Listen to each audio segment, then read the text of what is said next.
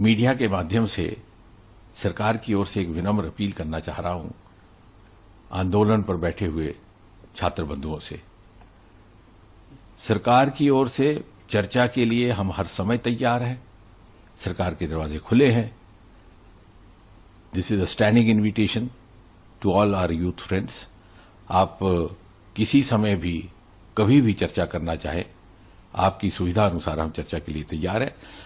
प्रत्येक विषय को लेकर के, आंदोलन के विषय को लेकर के और उसके साथ साथ जुड़े अन्य विषयों को लेकर के भी चर्चा के लिए सरकार तैयार रहेगी।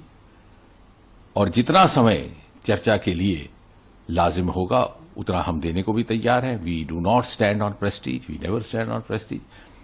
आपके साथ चर्चा में देश के स्वास्थ्य मंत्री और वरिष्ठ नेता श्री जेपी नड्डा जी रहेंगे। उनके हमरा उनके संग मैं भी रहूंगा और धीरे धीरे हम इसी चर्चा के माध्यम से समाधान की ओर बढ़ सकते हैं और समाधान से ही नया रास्ता भी निर्धारित हो सकता है।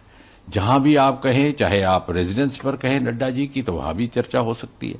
अगर आप कहें ऑफिस में, तो ऑफिस में भी हो सकती है। जैसे मैंने कहा, हमारे लिए ये कोई प्रतिष्ठा का विषय नहीं है।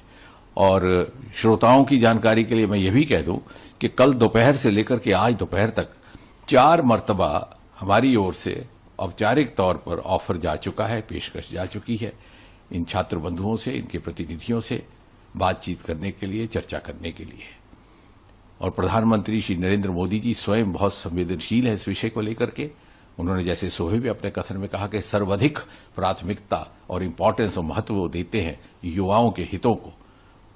और इसी से प्रेरित होकर के उन्होंने ये निर्णय लिया कि जितने भी पेपर लीक के जिम्मेवार दोषी लोग पाए जाएंगे उनको फास्ट ट्रैक के माध्यम से फैसला होगा, ताकि जल्दी निर्णय हो और एक निर्णायक कार्रवाई भी हो।